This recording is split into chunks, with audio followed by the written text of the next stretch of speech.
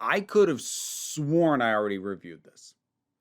I think what happened was after I played it on Twitch, I just I spent so long trying to gather my thoughts and what I wanted to say about it, and I kept putting off actually recording it, but I thought about doing it enough that I my brain just tricked itself into thinking I'd actually done it.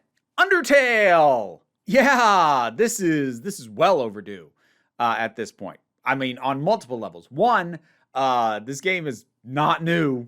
It's been out for a while, but I've only just gotten around to playing it, and also I played it some months ago. So these are not the freshest thoughts in the world, nor the freshest take, and I don't have a hot take that nobody's had. This is a game that has been discussed to death. Everything from lore to the mechanics to the branching paths to the meanings, the implications. It's got several chapters worth of a follow-up game that are already out. So like I will freely admit I have nothing new to add to the conversation about Undertale. That having been said, I really did enjoy this. I knew that it was like meta and it was subversive and all these things. Like I've heard all those praises about it before. So I thought going into it like, am I going to have a lesser experience? Because I already know that, it's going to pull back the curtain and be like, oh, but look at all this meta stuff that we do. Like, I know it's meta. That's a huge part of what people talked about for a little while. I already know that there's like a genocide run and a pacifist run. Already knowing these things. Is that going to make this a lesser experience? Short answer, no. It probably would have made it a stronger experience to have not been as aware going in, but even knowing the depth and the cleverness of the subversion, of the meta commentary is massive and way beyond anything that I expected.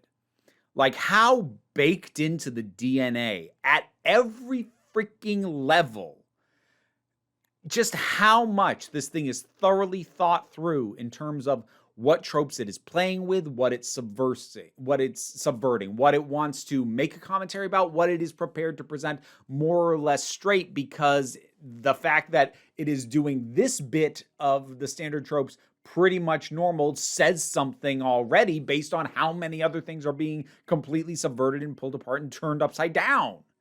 It's dense. It is, especially for a game with this simplistic an art style, it is shockingly dense in terms of everything that has going on. And I'm sure, I know for a fact that I missed plenty.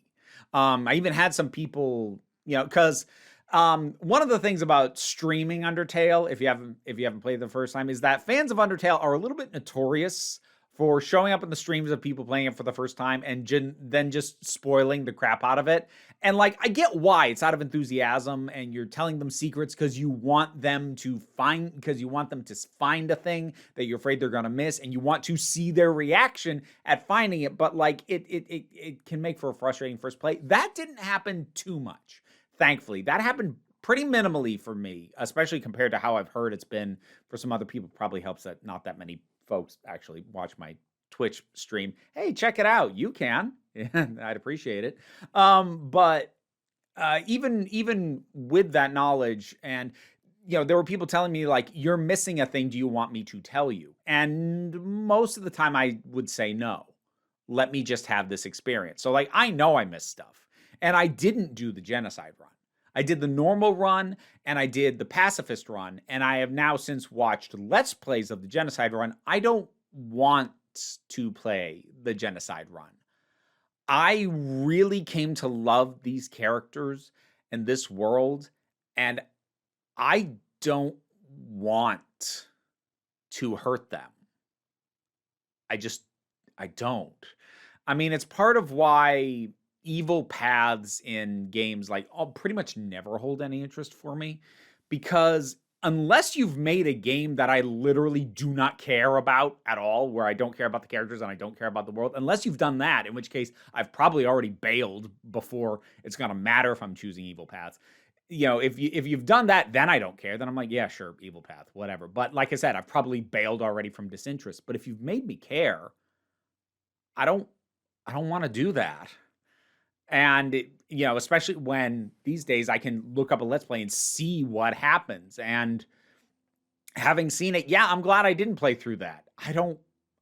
I would have hated the feeling of being called out for killing characters when it wasn't even a thing I actively wanted to do and would have only been doing for completionist sake, and even then kind of not reluctantly. So I'm glad I didn't do it myself. And I'm very happy with that decision. But I did beat the standard run through, and I did get the pacifist run. And it's part of what's interesting about it is that even like almost definitely narratively, and even to a certain degree mechanically, doing a pacifist run and a genocide run is effectively a different game. Like the genocide run is all about the timing on a thing, and the pacifist run is about figuring out the right sequence of things to get creatures to stop attacking you. And then, of course, the narrative goes in wildly different directions. And it is basically two different games with the same cast. Like, it's impressive how far the story diverges. And honestly, that could probably only be done in a game of this scale, visual scale. Because the reason things like Mass Effect and Infamous or whatever, like, it'll alter maybe your upgrade path, a couple of things about the story, maybe the ending, depending on the game, but like, it won't fundamentally alter the core experience. It's because those games are so complicated that to basically make the same game again, to make that same volume of content again, when you can't even be certain that all players are going to bother engaging with it, that is a massive waste of resources for games that, are of the AAA status, when they look that big, when they are that complicated. Something that is more simplified like this can do wildly divergent stories, and that's just cool. It's cool to remember that as much as the big video game developers and publishers create games that the indie games, they can't touch. They're never going to be able to do.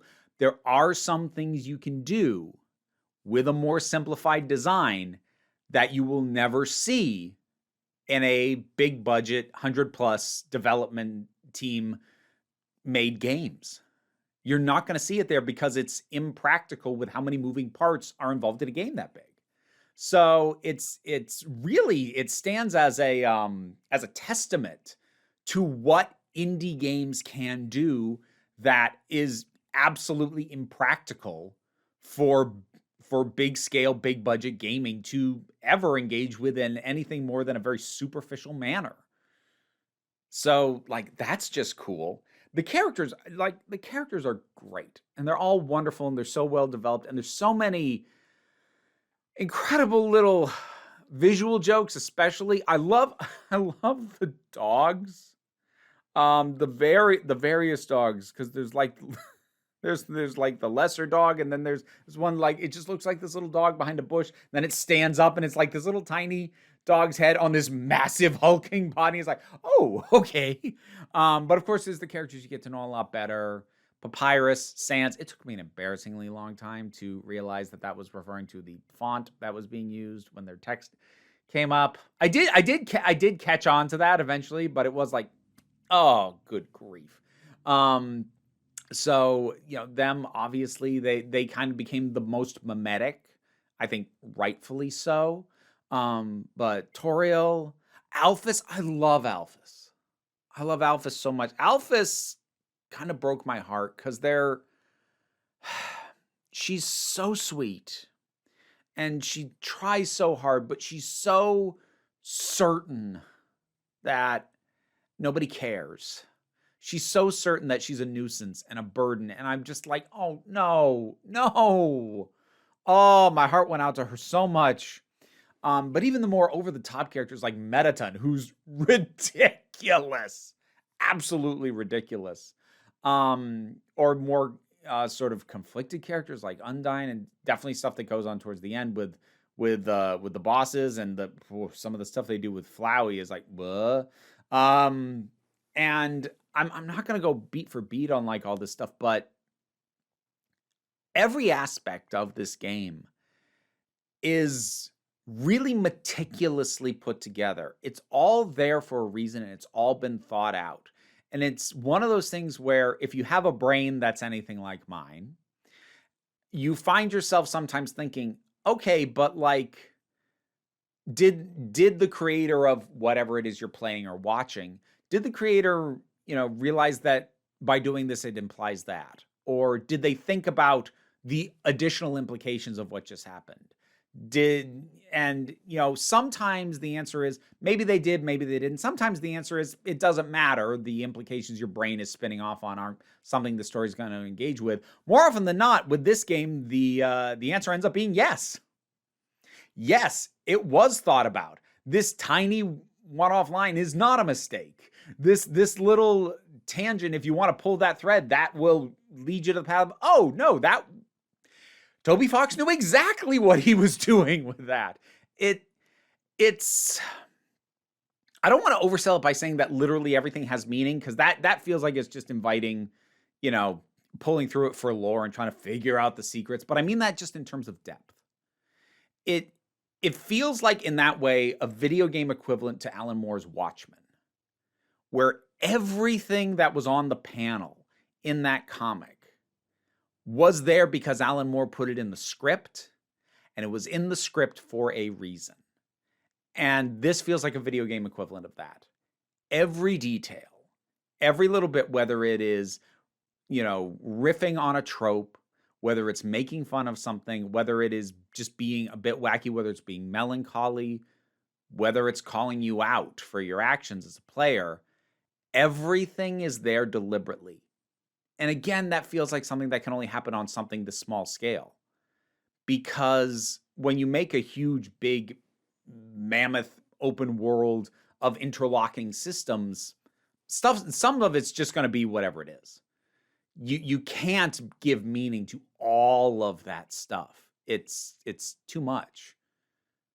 But you can in something this size. Everything feels thought out. Everything feels like it in some way feeds into the subversion, the dissection, the tropes, the themes. Everything feels really well thought out. And that's just a nice thing to experience in any medium.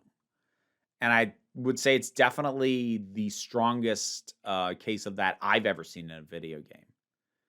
And it's not even that new a game. It's how old is this? It's got to be coming up on a decade. I don't think it's been a solid decade, but it's got to be coming up on it soon, right? I don't think we're that far off. But yeah, really liked it. Undertale. What did you think about it? Whatever your thoughts are, drop something down in the comments. Let's talk about it. Patreon's what pays the bills, allows me to do this as my living. Even if you can't help me out there, which I would deeply appreciate, but even if you can't, like, share, subscribe also help. But don't worry too much about it, because we try and take a relaxed attitude here so you can come on back next time you need a break. End credits, that means I need to shout out my top Patreon supporters. Robin Moore, Zupin Lutfula, Tarak, the thing that goes doink in the anime, Oliver B., Linda Walters, Emu Delkey, Leotha Boyd, Toy Loli, Becky Sparks, Renabulax the Poodle, Zach, Tracy Scrabbit, Angry Casperl, Adam RDL Taylor, Shay Lagourlay, Brendan LaRose, and TT. Thank you so much for your support. You can get your name in the credits too by checking out the rewards on the Patreon. You only tried to eat my earring once this time. That's much better.